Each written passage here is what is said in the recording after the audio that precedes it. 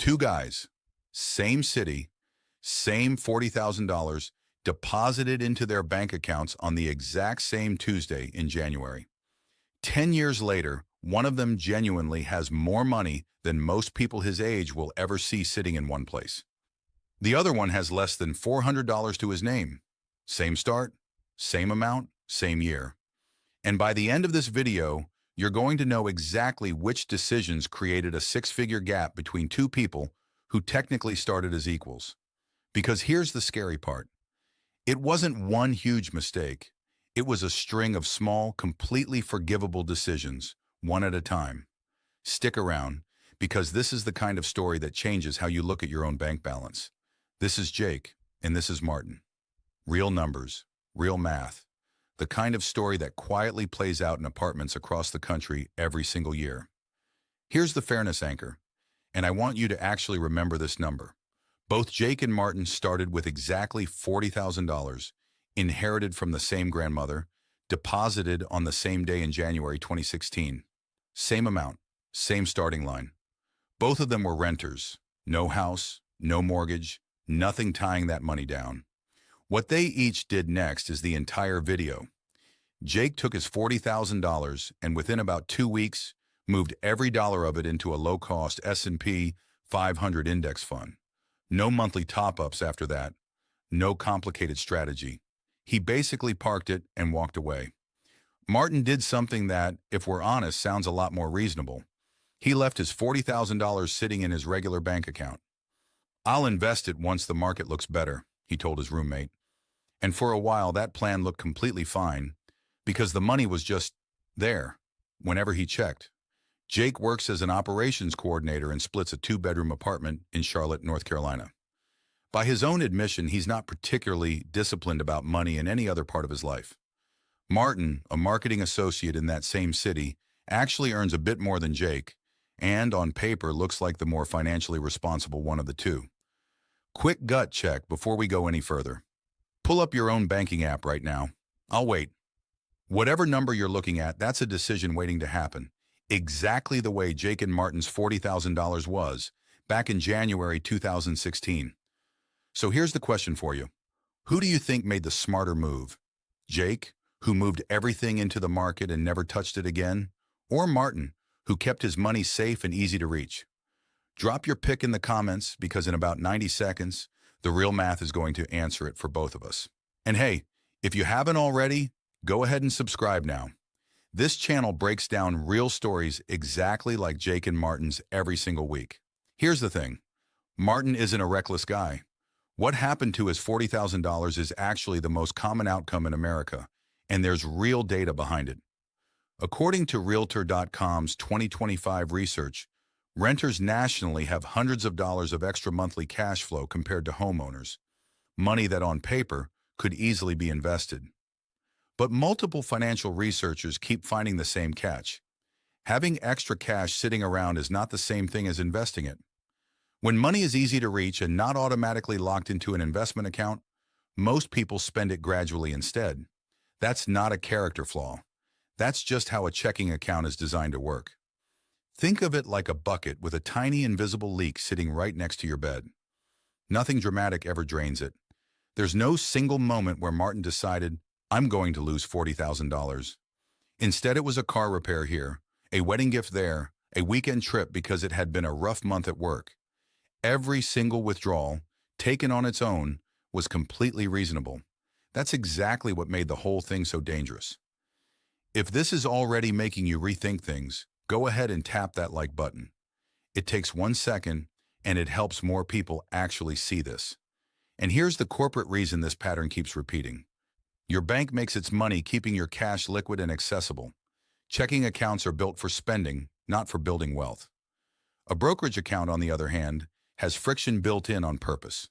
Moving money out takes a few extra clicks, sometimes a day or two to actually settle. That tiny bit of friction is exactly what protected Jake's $40,000, while Martin sat one tap away from his debit card every single day for a decade. There's a second reason too, and it's just as common. A lot of people treat a windfall completely differently from money they earned themselves. Researchers call this mental accounting. A paycheck feels serious. An inheritance feels like extra, almost like house money at a casino, easier to spend without the same guilt. Martin never consciously decided to blow $40,000. He just never treated it with the same weight as money he'd worked for. And this isn't just a hunch.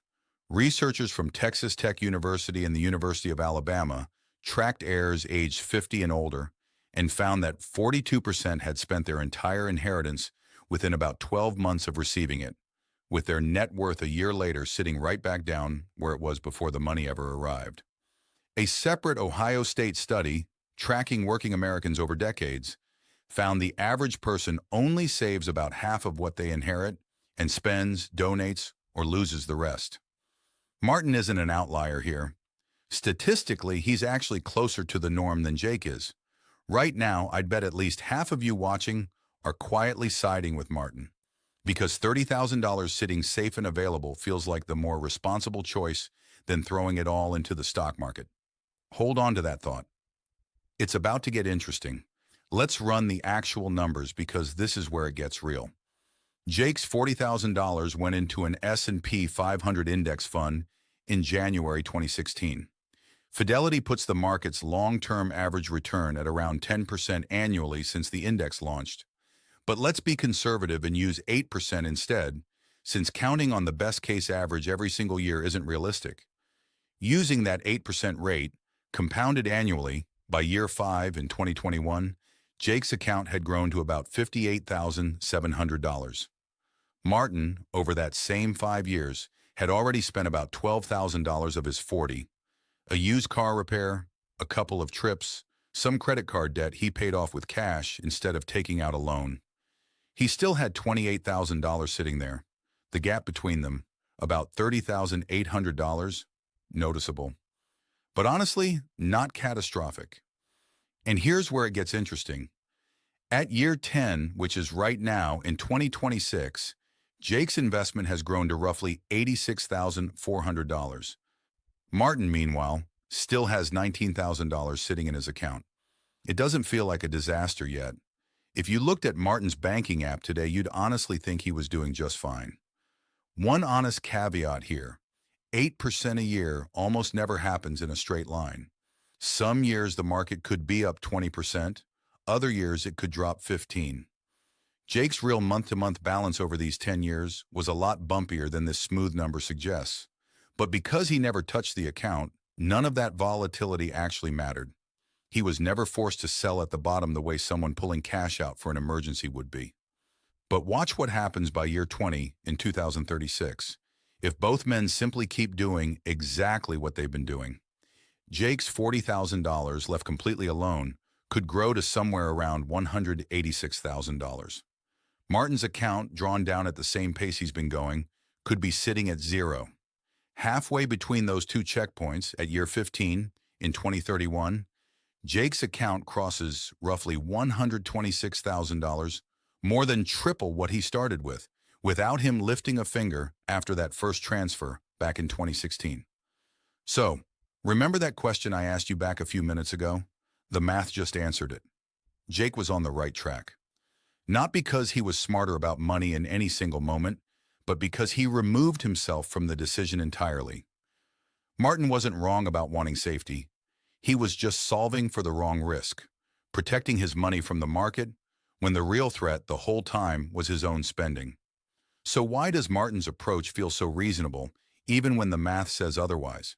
It's called present bias, sometimes known as hyperbolic discounting. First studied in depth by economist George Ainsley, and later popularized by Richard Thaler. In plain English, our brains consistently value a dollar we can spend today far more than a dollar we could have in 10 years, even when that future dollar is worth dramatically more. It's the exact same reason it's easier to skip the gym today and promise yourself you'll start Monday. This is exactly why safe and liquid feels like the responsible choice in the moment. Keeping cash accessible feels like control, but that same accessibility is what makes it disappear, one reasonable decision at a time. Jake never had to resist those small decisions, because his money was already gone from his checking account. Not lost, just relocated somewhere present. Bias couldn't reach it. and companies know this better than anyone. Every buy now, pay later button, every one-tap checkout, every notification reminding you your balance is sitting right there. All of it is built to exploit exactly the bias that drained Martin's $40,000. Martin didn't lose this game because he was bad with money. He just kept playing on a board that was designed against him from the start. Quick note before the steps. I'm not a financial advisor, and this is education, not advice. For your own specific situation, talk to a licensed professional. Okay, here's how you put yourself on Jake's side of this story, starting today in 3 steps. Step 1. If you ever get a windfall, an inheritance, a bonus, a tax refund, anything over $1,000, move it into a brokerage account within 72 hours. Not next month, not when the market looks better. 72 hours before your brain has time to find a reasonable use for it. Step 2. Automate it so you're never making the decision more than once. Set up a recurring transfer from checking into a low-cost S&P 500 index fund.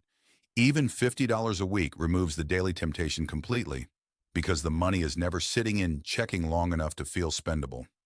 Just to make that concrete, $50 a week works out to about $2,600 a year without you ever having to think about it again. Not life-changing on its own, but stacked over a decade at that same 8% we used for Jake. It adds up to real money on complete autopilot. Step 3. Add friction to your spending accounts on purpose. Move your emergency fund into a separate high-yield savings account, one that takes a day or two to transfer out. As of 2026, a solid high-yield savings account is still paying somewhere around 4%. Nowhere near the stock market's long-term average, but it's built for genuine emergencies, not everyday spending. That tiny built-in delay is the same kind of protection that saved Jake's $40,000 for an entire decade.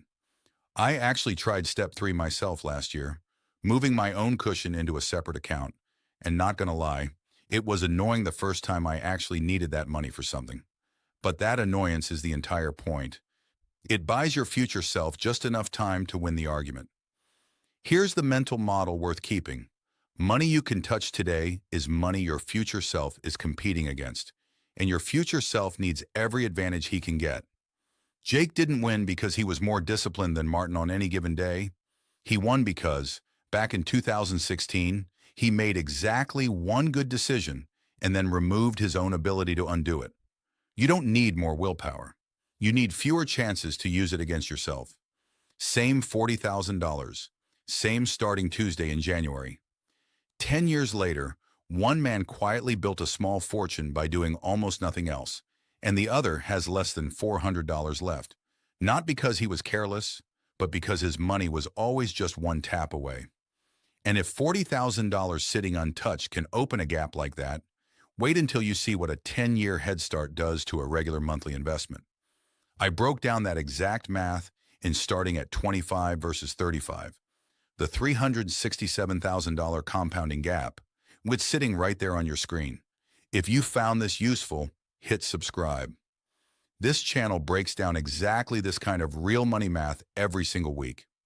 Drop a comment telling me honestly which one you'd actually be, Jake or Martin, and send this to the one friend who just got a bonus or a settlement check they still haven't touched.